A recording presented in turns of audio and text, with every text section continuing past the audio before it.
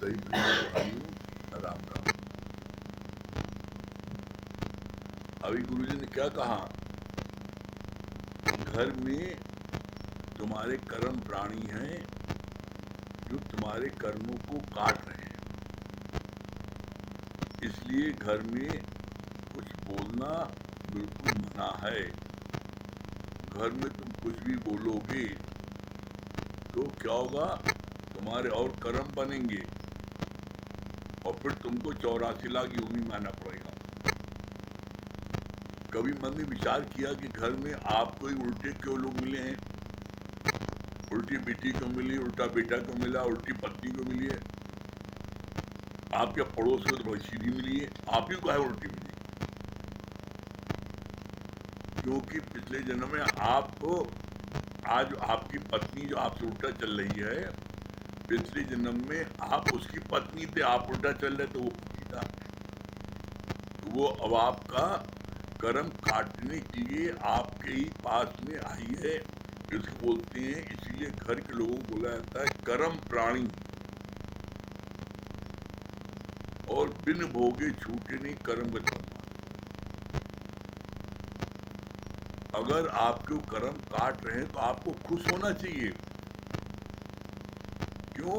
क्योंकि जो कर्म आप बना के आए हो उसको जब तक कटेगा नहीं, मुक्ति नहीं मिलेगी। और इस रहस्य को जो समझ लेता है फिर वो कभी किसी की बात का बुरा नहीं मानता। यही पूरी बातें ज्ञान की गीता में सिखाई है। हम लोग कितने भाग्यशाली हैं कि गुरुमुख से हम लोगों को भगवत गीता सुनने को मिल रही है। भगवत गीता का हम लोगों का 1 से 17 अध्याय पूरा हो गया है। 18वां अध्याय चल रहा है और 18वें अध्याय में भी कोई अगर ट्रेन के आगे डिब्बे में पहुंच गया तब भी वो जो है मंजिल तक पहुंच जाएगा। अगर कोई अभी भी सुन लेता है तो मंजिल तक पहुंच जाएगा। भगवान ने क्या बोला है 18वें अध्याय में 48 से 50 श्लोक तक? क्या बोला है? कल पढ़ा क्या गया था? ऐसे ही न तो मन को भोगों में लिप्त करो और न ही मन को कसना है, पर प्रेम की, ज्ञान की बीन बजाकर उसे बस में करना है। कल यहाँ तक हुआ था। इसके आगे आज 48 से 50 श्लोक 18वें अध्याय का भगवान क्या बोल रहे हैं? अंत काल जो पुत्र सुमरे, ऐसी चिंता में जो मरे, सुअर जोनि बलबत उतरे। अंत मेले की वासना अनुसार ही हमें फिर जन्म मरण का चक्कर मिलता है। क्या बोला? लोगों को बड़ी ये मन में संशय भ्रम होता है, बड़ा भ्रमित रहते हैं कि आखिर जब कोई मर जाता है तो क्या निकलता है उसके अंदर से? आत्मा निकल जाती है। तो भगवान ने बड़ा सुंदर जवाब दिया, अंत वेले में उसकी वासना जहां पर होगी उसके अनुसार उसको जन्म मिलेगा। कैसे? बोला, अंत वेले में मरते समय तुम जिसका चिंतन करते हो, इसका वर्णन गुरु नानक साहब ने अपने उसमें किया है। क्या बोला है? अंत काल जो पुत्र सुमरे, ऐसी चिंता में जो मरे, तो सुअर योनि बलबल उतरे। फिर बोला, अंत काल जो स्त्री सुमरे या पति सुमरे, तो वैसा योनि बलबल उतरे। फिर आगे क्या बोला? अंत काल जो धन सुमरे, ऐसी चिंता में जो मरे, तो सर्प योनि बलबल उतरे। अंत काल जो महल माड़ी सुमरे, ऐसी चिंता में जो मरे, तो प्रेत योनि बलबल उतरे। लास्ट में बोला है, अंत काल जो हरि सुमरे, ते नर मुक्ता हुए। अंत काल में जो प्रभु का सुमरन करते हैं, भजन करते हुए, वाणी सुनते हुए, गुरु का दीदार करते हुए, चिंतन मनन करते हुए शरीर शांत होता है, वो परमात्मा से मिलके एक हो जाते हैं। बाकी अंत वेले में जो उनकी वासना है उसी के अनुसार उनको जन्म मिलता है। इसके लिए भगवान ने बड़ी सुंदर बात कही, इसका अभ्यास आप आज कर लो, तुम्हें पता लग जाएगा कि तुम्हारी अंत वेले में वासना कहाँ जाती है। इसके लिए गुरु ने क्या बोला, का रात को सोते समय तुम ऐसा फील करो कि मेरी अंतिम श्वास अब चल रही है और मैं मरने वाला हूं, तो देखो तुम्हारा ध्यान कहाँ जाता है। जिस जिस चीज में तुम्हारी आसक्ति होगी उस चीज में तुम्हारा ध्यान जाएगा। तुम्हारी आसक्ति बच्चे से बहुत अधिक मोह है, बच्चे में ध्यान जाएगा। मैं मर गया, मेरे बच्चे का लालन पालन कौन करेगा, बच्चा कहाँ से खाएगा। पत्नी में है तो उसके लिए जाएगा, मेरी पत्नी को क्या हाल होगा, कैसे गुजारा बसर करेगी।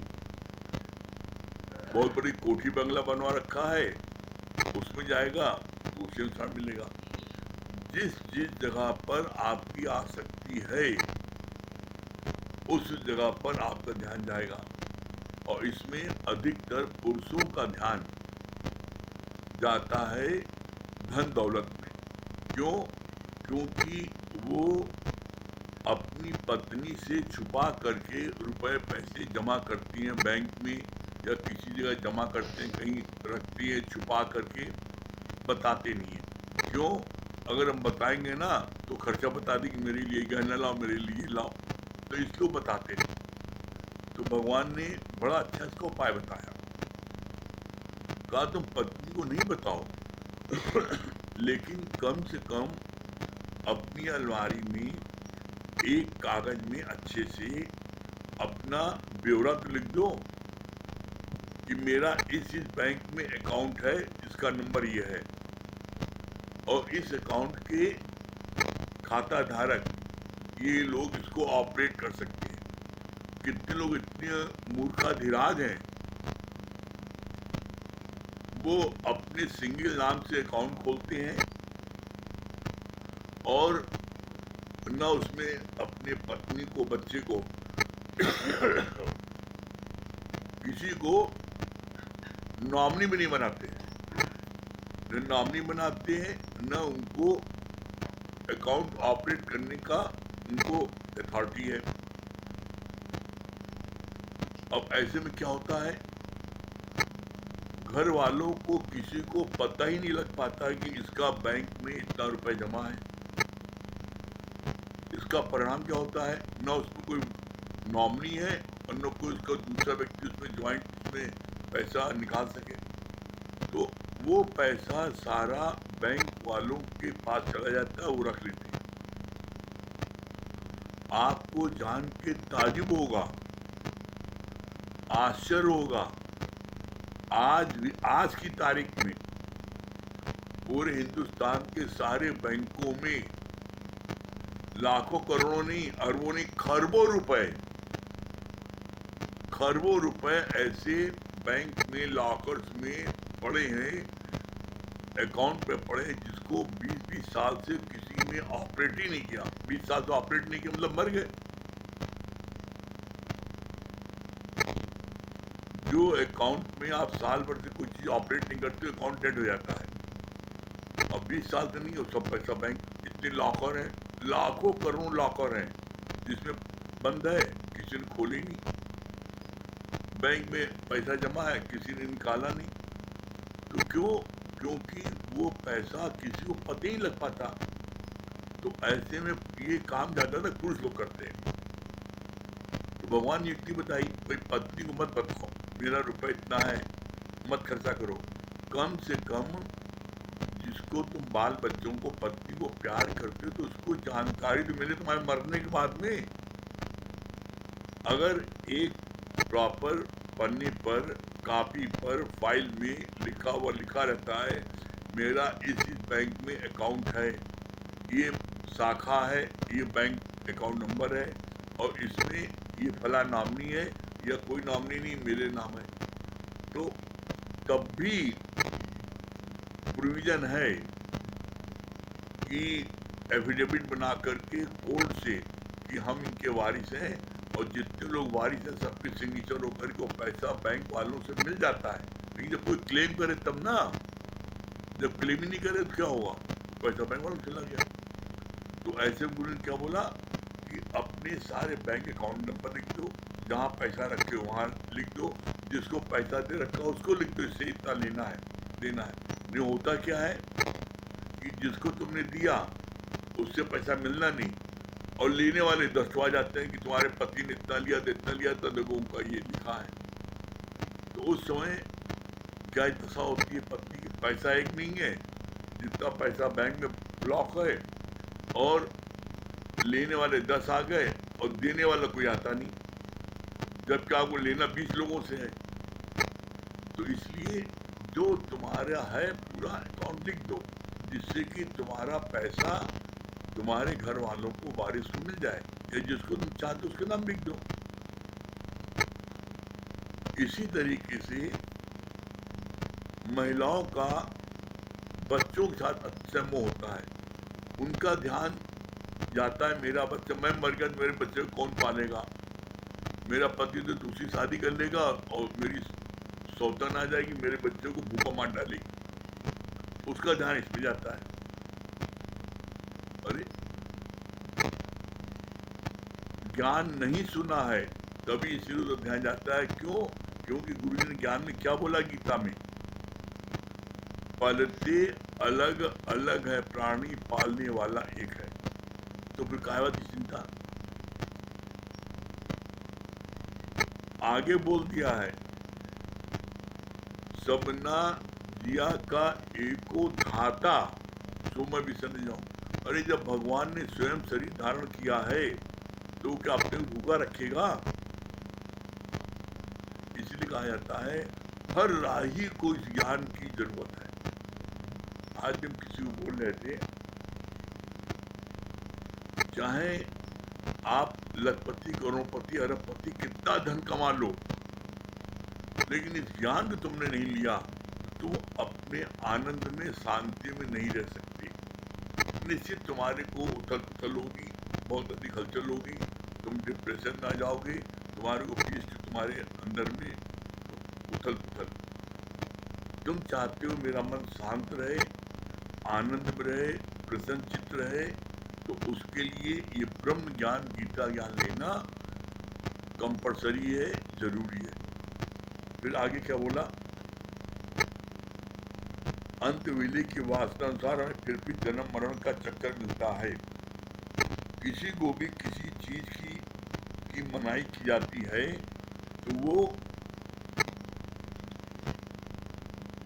तो मन ज्यादा ही उधर जाता है। बच्चे को मना किया गया झरने की ओर जाने के लिए, पर जब रात को बच्चा खो गया तो ढूंढने पर झरने के पास ही मिला।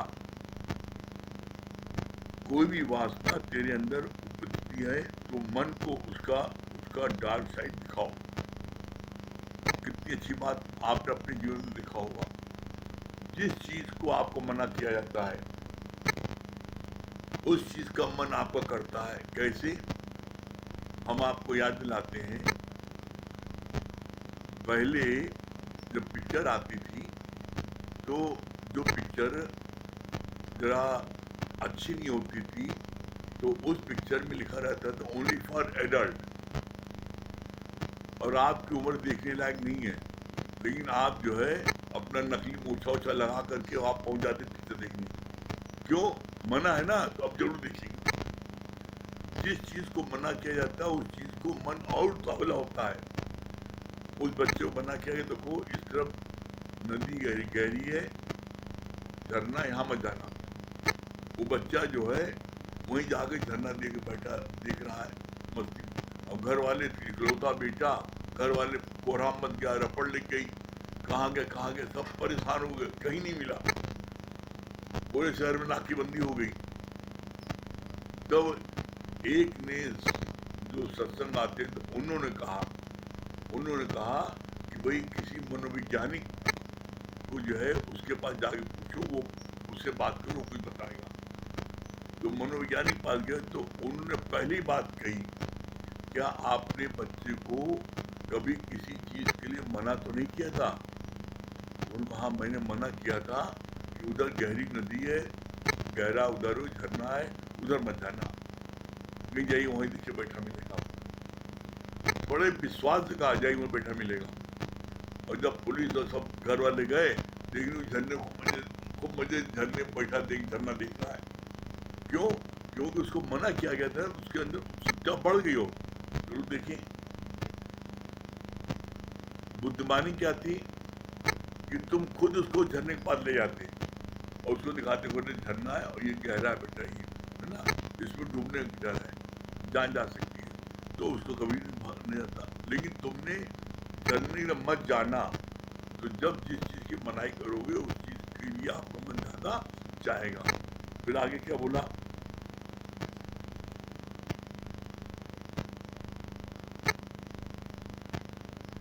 कितना अच्छा उपाय दिखाया। कोई भी वासना तेरे अंदर उपस्थिति है तो मन को उसका डार्क साइड दिखाओ। कोई वासना, जैसे आपके अंदर में बच्चे के प्रति गई, पत्नी के प्रति गई, किसी पर गई, तो आप उसका डार्क साइड दिखाओ ना, कि उसका डार्क साइड दिखाओ कि अगर मेरी बच्चे में वासना गई तो मैं क्या कर सकता हूं। भाई जीते जी आपका बड़ा बच्चे से मोह है, तो आप बच्चे के नाम आप बैंक में एफडी कर दो, लिखा पढ़ी कर दो। भाई हमारे बनने के बाद में इसका मंथली इसका जो इंटरेस्ट आता है मेरे बच्चे को मिल जाएगा, थोड़ी कर दो, हो गया खत्म, 2 मिनट काम है। लेकिन करो कुछ नहीं, सोचो दिन भर, तो क्या फायदा?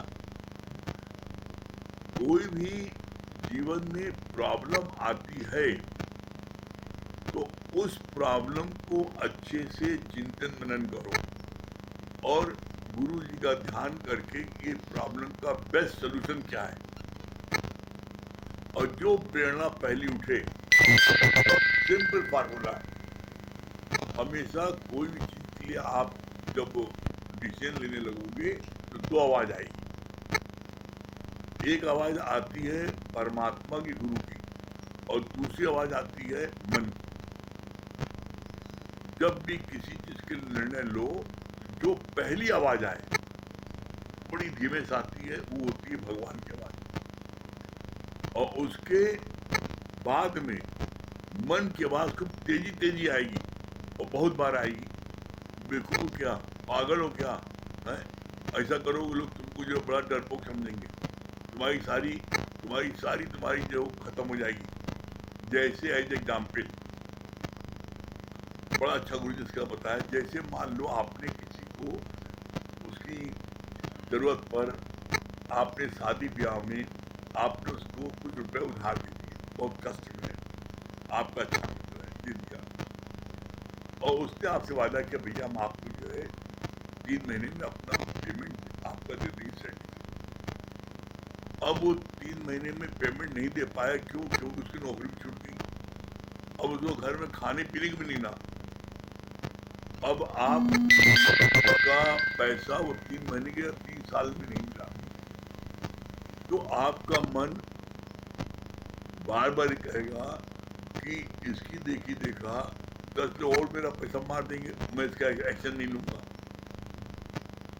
मन करेगा इसको मारे पीटे, जेल भिजवा दें और इसका घर की सामान उठाना है, पैसा वसूल लें। आप सक्षम हो, आप कर सकते हो, लेकिन आप जब अपना ध्यान लगाते हो गुरु का, मतलब क्या करूं, और गुरु जी के ध्यान लगाते वक्त गुरु को होता है इस अमाउंट को फॉरफिट कर, पैसा देने में असमर्थ है, देना चाहता है लेकिन उसके लिए ऐसी कंडीशन नहीं है, फॉरफिट कर दो, जब होगा मिल जाएगा तो उसको भूल जाओगे। अब इसके बाद में आपके पास में मन की 10 बार आवाज आएगी, पागल हो क्या, अगर तुम भूल जाओगे तो जो 10 लोगों को पैसा दे कोई पैसा वापस नहीं करे, तो डरपोक पैसा वसूल नहीं सकता। आपको मन बार बार उचकाएगा कि जाके पैसा वसूलो, उसकी स्कूटर लेके चले आओ, उसकी कार लेके चले आओ, उसका मकान अपने नाम लिखा लो, सारी बातें बताएगा और आप सक्षम कर लेने के लिए।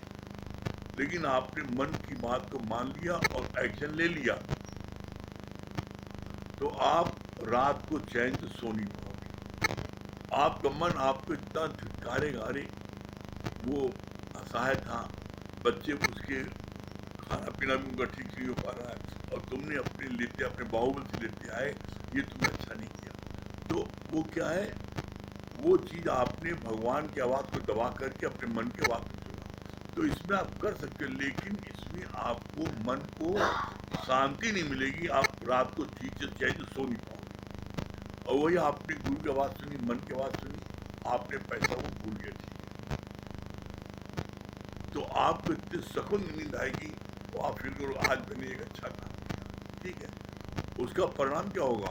उसका परिणाम होगा जब आपने ऐसा संतोष कर लिया और भगवान की रजा में राजी हो गए, तो जो पैसा आपका डूबा था उसका व्यापार चलने लगा, उसको नौकरी दूसरी मिल गई, पता लगा वो जो आपको जो है साल भर में आपको पूरा पैसा आपका पैर छू के दे दिया, आपने बड़ी मुसीबत मेरी सहायता की थी, अब मेरे पास पैसा आ गया, पैसा मिल गया और आपको सगुन की नींद मिली। कब मिली? जब आपने गुरु की बात मानी और गुरु की आवाज़ सुनी, मन की आवाज़ नहीं सुनी।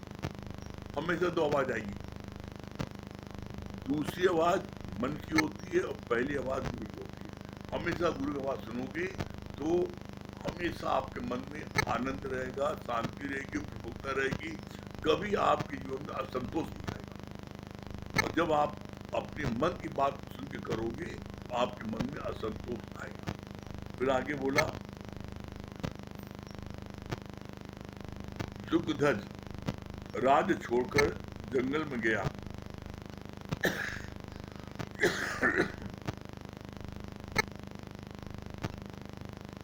12 साल भटकता रहा पर उसे समाधि नहीं लगी। रानी चुड़ाला कुंभज मुनि का रूप धारण करके आई तो उसे देखते ही सुखध्वज ने कहा, उसके हाथ मेरी रानी चुड़ाला जैसे हाथों से मिलते हैं। राजन, आप सर्व त्यागी नहीं है। भोगे हुए भोग और बिना भोगे हुए भोग दोनों को भुलाना है। बड़ी सुंदर बात है। उन्होंने संन्यास तो ले लिया राजा ने, लेकिन 12 साल बाद भी उनको समाधि नहीं लगी, शांति नहीं मिली, तो रानी चुड़ाला वो ब्रह्मज्ञानी हो गई थी, तो राज भी संभालती थी और इनको देखने के लिए गई कि हमारे जो है राजा ये किस स्थिति में है। जब इनके पास गई और कुंभज का रूप क्यों धारण किया? अगर वो पत्नी के रूप में जाती तो उसको कभी एक्सेप्ट न करते गुरु और कभी बात नहीं मानते, तो वो कुंभज मुनि का भेद बना गई। और जब वो गई तो उसको राजा बोलता है, दीप्तिमान, तुम्हारे हाथ जो है मेरी रानी जैसे हैं। तभी रानी ने कहा कि भोगे वो सुख और अनभोगे वो सुख दोनों को भुलाना है। तुमने हाथ का स्पर्श का सुख लिया था, वो यहाँ देख तुम्हारा फिर मन कर रहा सुख लेने का, बोला भोगे सुख। जो भोग तुमने भोगे हैं, भोगे हुए और अनभोगे हुए, मतलब क्या हुआ? जैसे तुमने शादी विवाह हुआ और शादी विवाह के बाद में तुमने पत्नी के स्पर्श का देखा, तुमने सुख लिया, उसको बोलते हैं भोगे हुए सुख। और जो सुख आज तुम ले रहे हो उससे बोलते हैं आज के सुख। तो बोला भोगे हुए और अनभोगे। अनभोगे क्या होता है?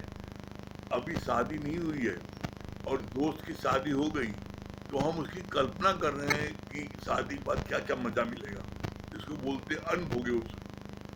और भोगे हुए सुख क्या है? जो हम सुख भोग चुके हैं।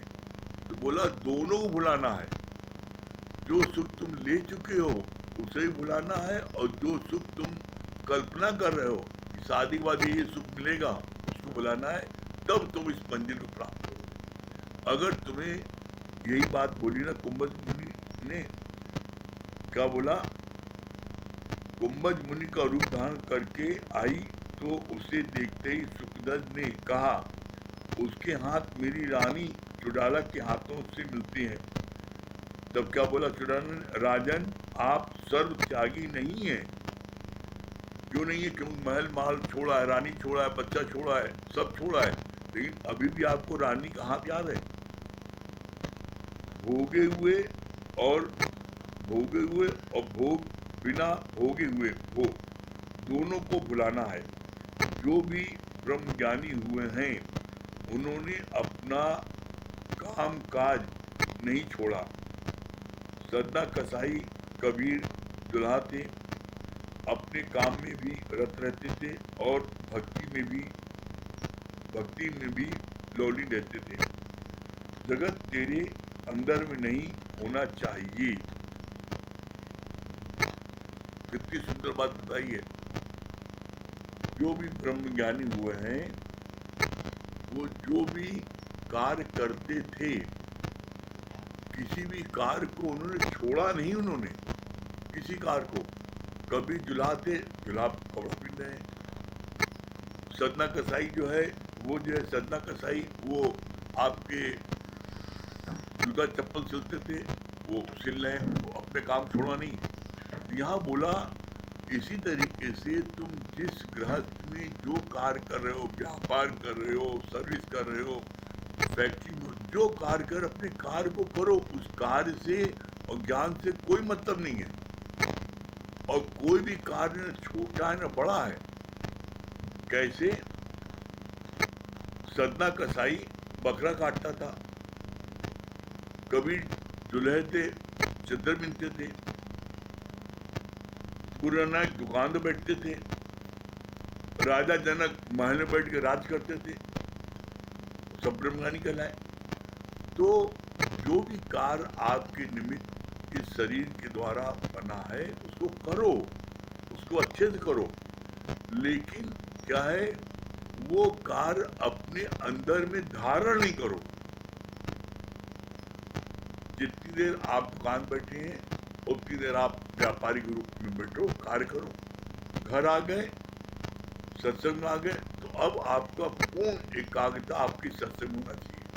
ऐसा नहीं बैठे सत्संग में हो और सोच रहा देखो दुकान जल्दी बंद कर दिया, कस्टमर आज इनके चक्कर में मेरे 4 कस्टमर हो गए, मेरा इतना नुकसान हो गया। अब तुम बैठे यहाँ हो लेकिन सोच रहे हो तुम दुकान की बात, सोच रहे हो घर में कि हम दूध चढ़ा के आए तो सब दूध उबल जाएगा, ध्यान वहां पर चला गया। तो बोला सब तरफ से ध्यान हटाकर हे अर्जुन मेरे में ध्यान रख। क्यों बोला है? इसीलिए कि सब तरफ से ध्यान हटा करके सत्संग में ध्यान रख। और इसीलिए लाइन कहा जाता है तन मन होवे एक रस तो सुमरन कहिए सोए। जब तक तुम्हारा तन और मन दोनों एक रस नहीं होगा तब तक तुम्हारे अंदर ज्ञान नहीं जाएगा। कैसे? जब तन और मन एक रस होता तभी सुई के छेद में धागा जाता है। तन और मन एक रस होता तभी एक शीशी से दूसरी शीशी में तेल जाता है। जरा सा तन हिल जाए, उंगली हिल जाए, तेल गिर जाएगा। जरा सा उंगली हिल जाए, धागा नहीं जाएगा। मतलब तन मन होवे एक रस तो सुमरन कहिए सोए। उसके लिए बोला गया है, जो तन मन एक रस रहता है उसके लिए बोला गया है ब्रह्म ज्ञान की एक बूंद मस्त करे दिन है। एक बूंद तो इसके अंदर चली जाएगी ब्रह्म ज्ञान की तो उसे रात दिन ज्ञान इतना पावरफुल है। इस ज्ञान को आप बस अच्छे से समझो। इस ज्ञान को समझोगे तो आपको जो आनंद मिलेगा और आप जो है आप अच्छे से मंजिल तक प्राप्त कर लोगे। अगर आप ज्ञान को रटोगे तो कुछ नहीं मिलेगा। ज्ञान को रटने नहीं मिलेगा, ज्ञान को आपको समझना है गुरु मुख से। और जहाँ न समझना है पूछो, जहाँ न समझना पूछो, और जब पूछोगे तो तुम्हें उसका उत्तर मिलेगा। जब पूछोगे नहीं, तुम डॉक्टर पास जाते हो, शरीर में कुछ कष्ट है, डॉक्टर पास जाते हो, क्या डॉक्टर साहब कहते हो डॉक्टर साहब हमारी बीमारी देख लो, जो बीमारी की दवा दे दो। जब तो आप डॉक्टर साहब के जो कान खा जाते हो, डॉक्टर कितना समझ गया, अरे कब समझ क्या गए, अभी मैं आपने मेरी पूरी बीमारी सुनी नहीं, समझ गए, ये सुनिए ये सुनिए। जब तक आप पूरी बीमारी बता नहीं लेते तब तक चल नहीं पड़ता। और यहाँ अरे गुरु जी आप तो अंतर्यामी, आप सब जानते हैं, देवी ये ठगी है। जो बीमारी है बताओ और उसका दवा लो और उसकी दवा खाओ तो फायदा करेगा।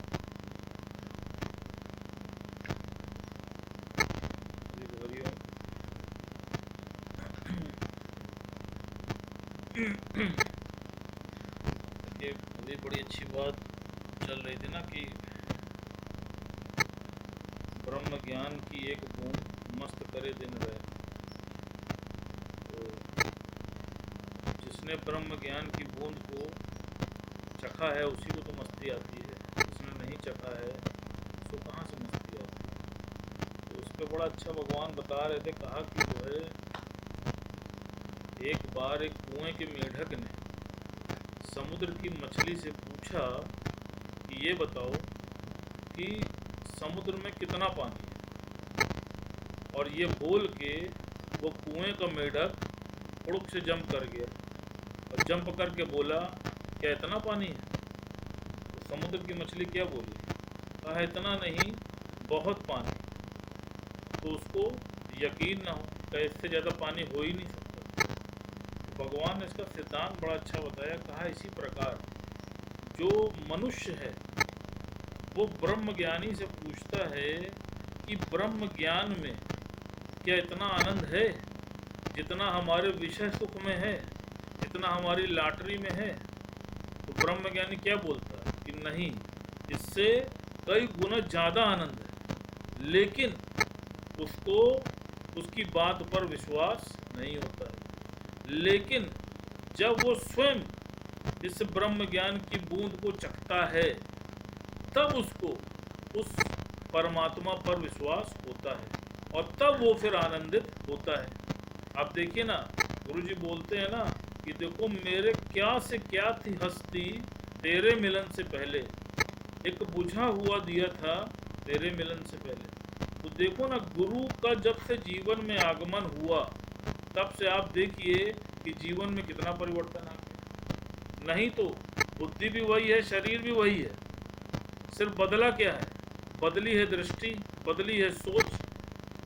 गुरु के आते ही जीवन में ऐसा प्रकाश हुआ कि अंधकार का अस्तित्व खत्म हो गया। तो वही भगवान ने बोला, कहा जो पिएगा वही आनंदित होगा। और दुनिया में लोग अभी भी यही सोचते हैं कि इसमें पता नहीं कैसा सुख है, क्यों, क्योंकि वो उस सुख को चख नहीं पा रहे हैं।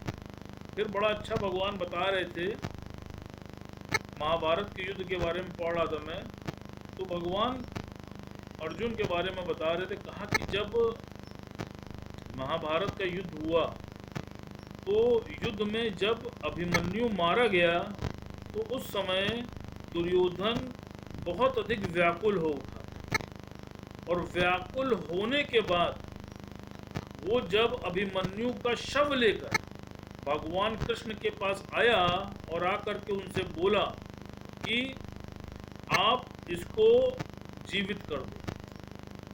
भगवान उसकी व्याकुलता को समझ रहे थे, महसूस कर रहे थे, तो उन्होंने क्या बोला, उन्होंने कहा कि हाँ ठीक है, मैं इसको जीवित कर दूंगा, लेकिन पहले तुम एक कार्य करो।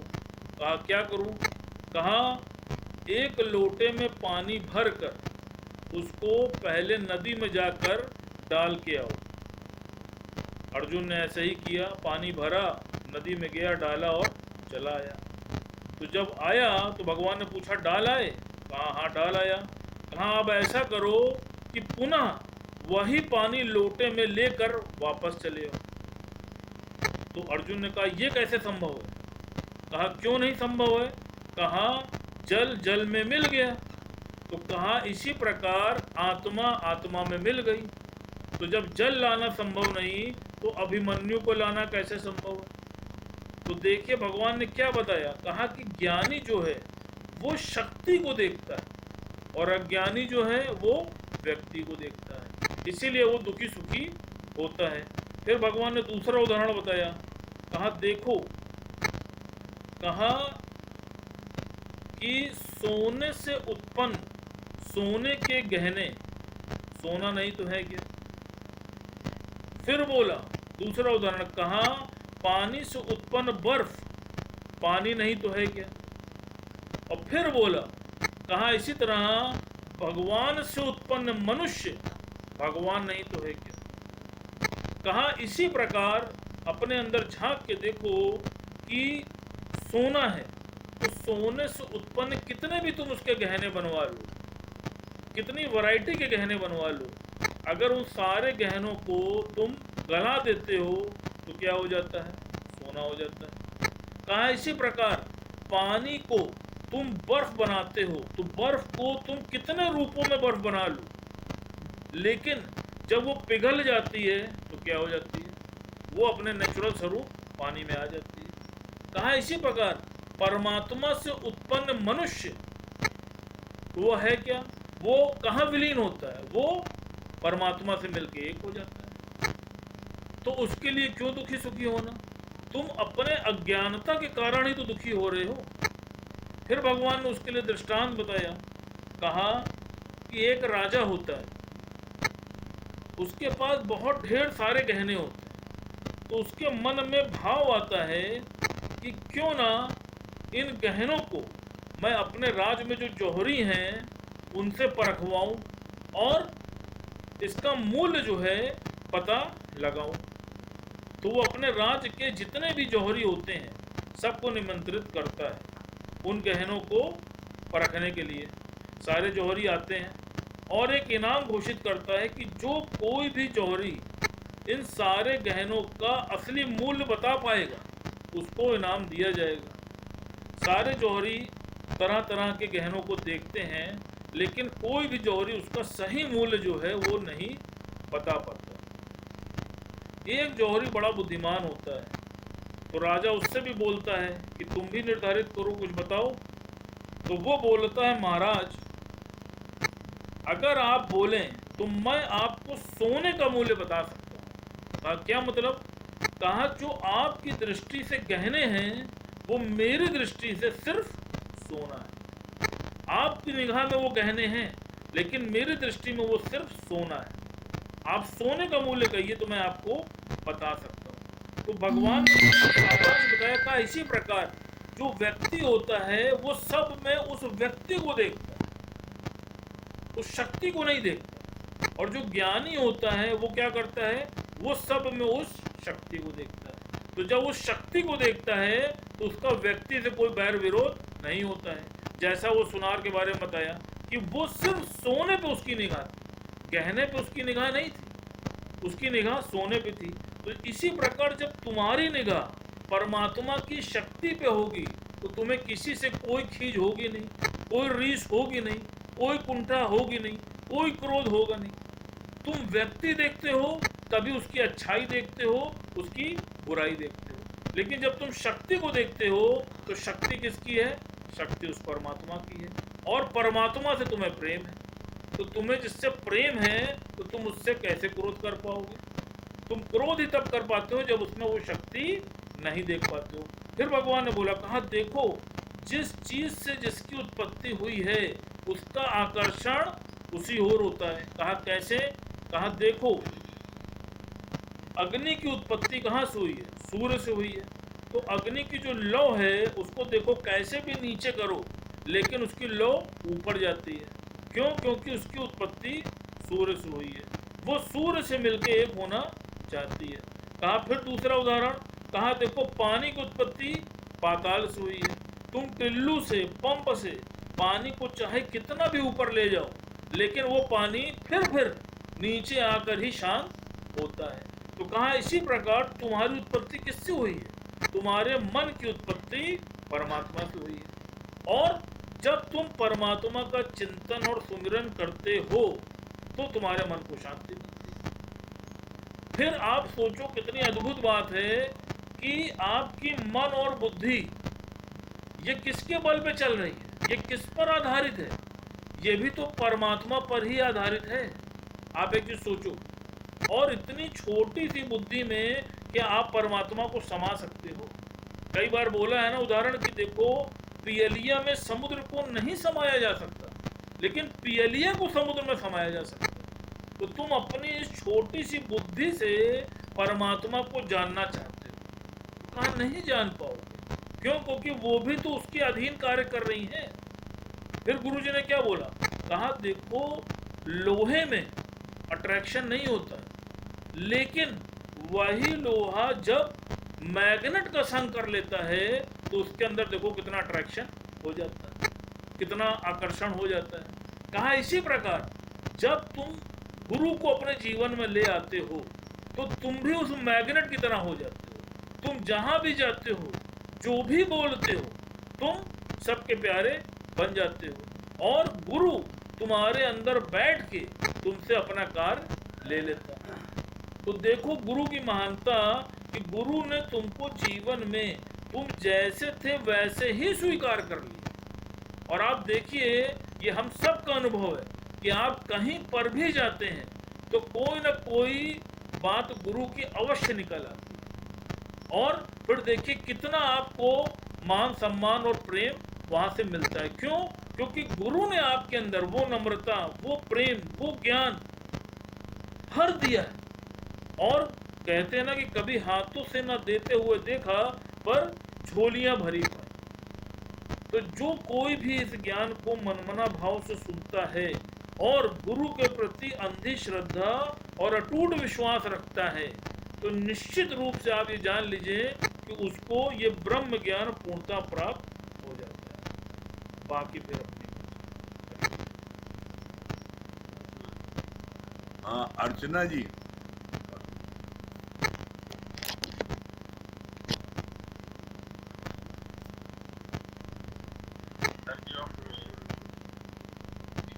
अर्चना जी क्या बता रही हैं?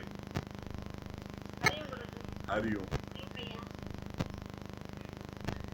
बहुत अच्छा लगा गुरुजी, मन के बारे में बता रहे थे कि हमारे मन की उत्पत्ति परमात्मा से हुई है और परमात्मा के चिंतन उसी में हर मनन चिंतन करते रहेंगे, उसी में ही मन करता है। ये बहुत अच्छा लगा। और मनमना भाव का गुरु की ज्ञान सुने और गुरु का अंतिम श्रद्धा अटूट विश्वास अता होते करते। हाँ हरिओम। भैया बैठे क्या बता रहे हैं? बहुत अच्छा लग रहा है हमको। भैया गुरुजी बहुत अच्छा लग रहा है। हाँ हमको बहुत अच्छा लग रहा है आपको देख करके। हमको बहुत खुशी हो रही है कि आपको बैठे आप हैं दोनों बैठे हैं। राम सीता बहुत अच्छा लग रहा है दिखने में। हाँ गुरुजी सब आप ही की कृपा है, आपकी कृपा ना होती तो ये दिन नहीं आता। नहीं नहीं बहुत अच्छा है। प्यार करते हैं, इतना घर घर ज्ञान देते हैं कि जो भी भागता वो भी रहता वो भी आप बैठ जाता है। बहुत अच्छा लग रहा है आपको बैठ, प्रेम करते हैं। आज आपको बैठे देख करके हमको बहुत अच्छा लग रहा है। बहुत बढ़िया।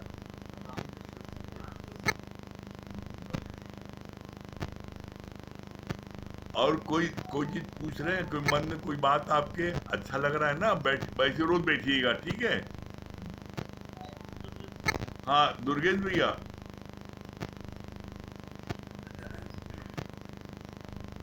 दुर्गेश भैया। हाँ अरे वाह। ये 1 पर 3। दुर्गेश भी, पूजा भी है, दुर्गेश के साले भी, सब एक साथ में। हाँ क्या बता रहे दुर्गेश भैया?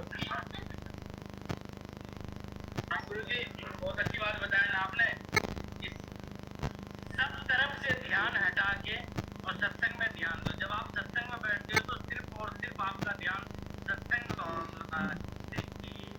हाँ और पूजा जी क्या बता रही हैं? तो आपके जीवन में जीवन बदलाव। हैं? बहुत अच्छी लगी। क्या? एक बूंद ब्रह्म ज्ञान की। ब्रह्म ज्ञान की एक बूंद हाँ मन से करेगी। वाह बहुत सुंदर। हाँ चलिए दुर्गेश भैया, चलिए भजन सुनाइए। हरिओम सुदामा, तुम तो गिलुओं में हो। हाँ बताओ ये दुर्गेश भैया।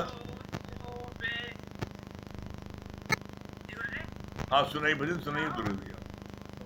आप भजन सुनाइए मुकेश भैया। सतगुरु के मिसाल है, तेरी क्या मिसाल दूं।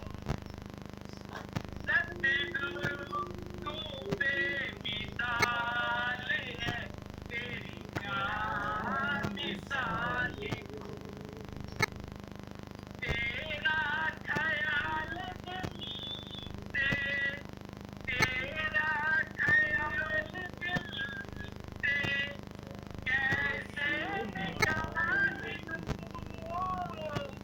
सतगुरु तू बेमिसाल है, तेरी क्या मिसाल दूं। सतगुरु तुम बेमिसाल है, तेरा क्या मिसाल दूं। तेरी नजर ने कर दिया दीवाना इस कदर, हो तेरी नजर ने कर दिया दीवाना इस कदर। जी चाहता है खुद को, जी चाहता है खुद को कदमों में डाल दूं।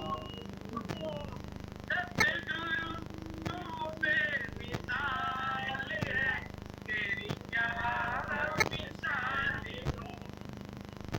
सतगुरु तू बेमिसाल है, तेरी क्या मिसाल दूं।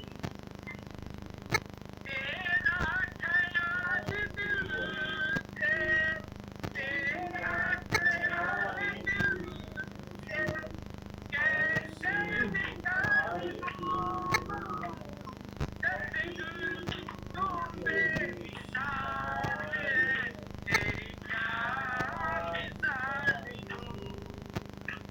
तेरा जलाल देख कर आता है ये ख्याल, हो तेरा जलाल देख कर आता है ये ख्याल। हर से को तेरे नूर से, हर से को तेरे नूर से साजे में ढाल दूं। सतगुरु तू बेमिसाल है, तेरी क्या मिसाल दूं। सतगुरु तू बेमिसाल है, तेरी क्या मिसाल दूं। तेरा ख्याल दिल से, तेरा ख्याल दिल से कैसे निकाल दूं। सतगुरु तू बेमिसाल है, तेरी क्या मिसाल दूं। तेरे बिना जहान में आता न दिल नजर, ओ तेरे बिना जहान में आता न दिल नजर। तू ही बता दे मेरी, तू ही बता दे मेरी, किससे मिसाल दूं। सतगुरु तू बेमिसाल है, तेरी क्या मिसाल दूं। सतगुरु तू बेमिसाल है, तेरी क्या मिसाल दूं। तेरा ख्याल दिल से, तेरा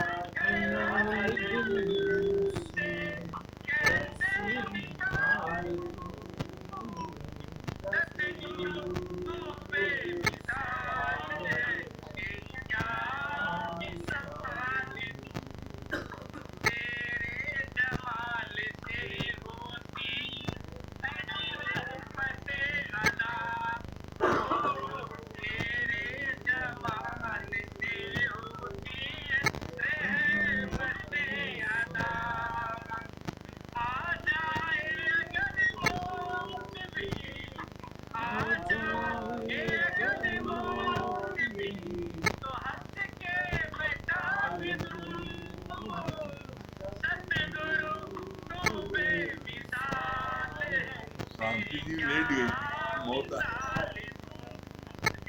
सतगुरु तू बेमिसाल है, तेरी क्या मिसाल दूं। तेरा ख्याल दिल से, तेरा ख्याल दिल से कैसे निकालूं। सतगुरु तू बेमिसाल है, तेरी क्या मिसाल दूं। हरिओम गुरुजी। बहुत सुंदर बहुत ये सुंदर बात तो सच है गुरुजी। हाँ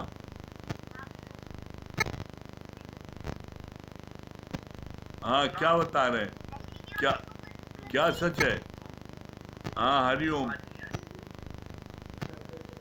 हरि है सच। हरिओम गुरुजी। हरिओम बेटा हरिओम क्या बता रहे हो? क्या सुना गुरुजी के पास गुरुजी एक प्रश्न सुनाना चाहते हैं। हाँ सुनाओ 2 लाइन सुनाओ सुनाओ सुनाओ रोज हाँ? ज्ञान का दीपक जलाते रहिए। मन पुण्य दीपक अपना ज्ञान का दीपक सतगुरु दर्शन पाते रहिए। वाह बहुत बढ़िया वेरी गुड बहुत बढ़िया बहुत सुंदर हाँ डॉक्टर किरण जी हरिओम जी डॉक्टर किरण जी हरिओम गुरुजी। हरिओम हाँ क्या बता हरिओम रही हैं गुरुजी। क्या बता रही हैं डॉक्टर साहब आपने सही भैया ने भी बताया भैया हरिओम। आपने बहुत अच्छी बात बताई कि गुरु की बात को यस करना चाहिए, बाकी बातों को नो करनी चाहिए। और आपने भी बताया कि राजा जो थे वो संन्यास 12 साल तक संन्यास लेने गए संन्यास के लिए, मगर जब वो लौट कर आए तो उन्हें ब्रह्म ज्ञान नहीं हुआ, क्योंकि वह संसार में ही फंसे थे। जब उनकी रानी उनसे मिलने गई तो उन्हें जब उन्होंने उनके हाथ को स्पर्श करा तो उन्होंने ये कहा कि ये तो मेरी रानी के जैसे हाथ हैं। और तब उन्होंने उनकी रानी ने ये कहा कि आपको जो भोग लिया और जो भोगे हैं उनको भुला करके आपको ब्रह्म ज्ञान प्राप्त करना चाहिए, तभी आपका उद्धार हो सकता है। बहुत सुंदर हरिओम। बहुत सुंदर हाँ द्वारका भैया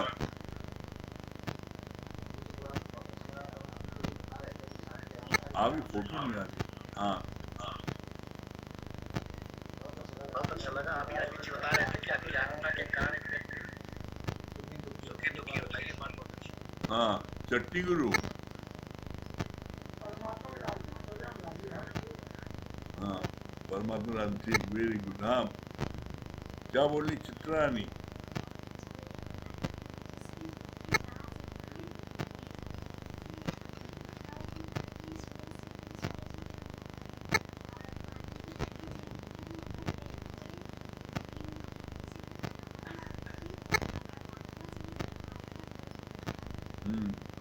हाँ क्या बोलनी है सुशीला जी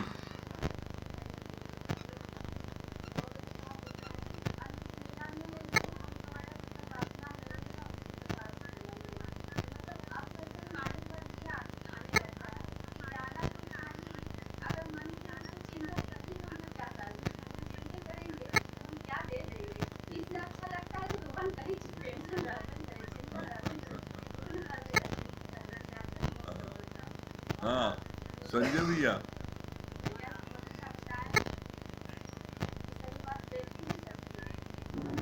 हरिओम ये बात बहुत अच्छी लगी। सोने जो फेंकते हैं ना तो उनका नजर जो है सोने पर गिरने पर नहीं रहता, सोने पर रहता है। ये बात बहुत अच्छी लगी। नरेंद्र भाई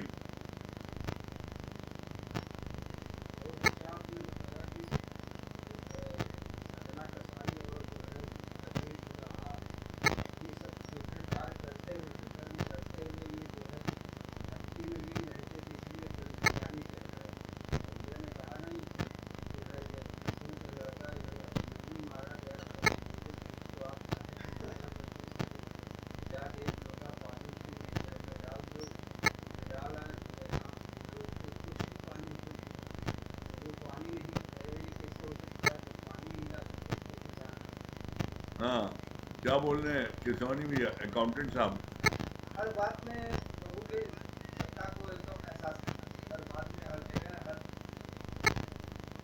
की सच्चा को एहसास करे तो कोई बवाल ही नहीं ना। यहाँ अगर वही जाती है तो हम कहते हैं, एक्सेप्ट नहीं करते। जल्दी जाती नहीं, बस जाती है बड़ा शांति मिलती है। कुछ नहीं रहता। हाँ सज्जन भैया।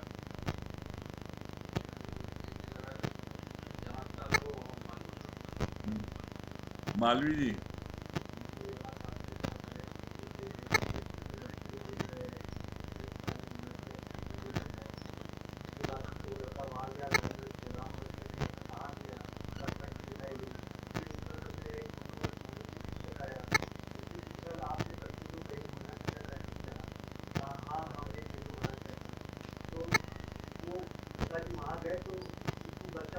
बहुत बढ़िया। हाँ मुंशी जी।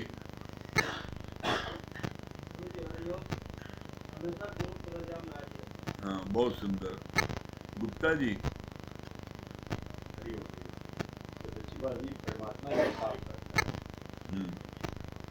जगदीश भैया। चलिए कैमरा नहीं। हाँ बात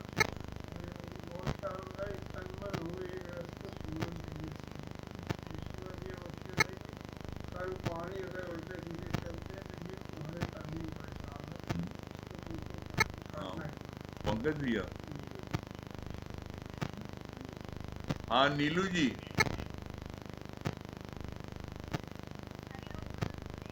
हाँ क्या बता रही है नीलू जी? हरिओम गुरुजी। हरिओम। गुरुजी आवाज आ रही है? हाँ हाँ आ रही है, बताइए क्या बता रही है? जी गुरुजी बहुत अच्छा लगा। अभी आपने बताया कि वीणा के तार को न बहुत अधिक टाइट रखो न ढीला करो, और गुरु के ज्ञान रूपी बीज और जो है प्रेम से हर बंधन को काटो। ये बात हमें बहुत अच्छी लगी। बहुत बढ़िया। चलिए समय हो रहा है, ओम को जाप कर लें। और सुबह का सत्संग मॉर्निंग में 8 बजे होता है, 8 से 9:20 तक, और रात का सत्संग 9 बजे से 10:20 तक होता है। ठीक है, चलिए ओम को जाप करें 3 बार।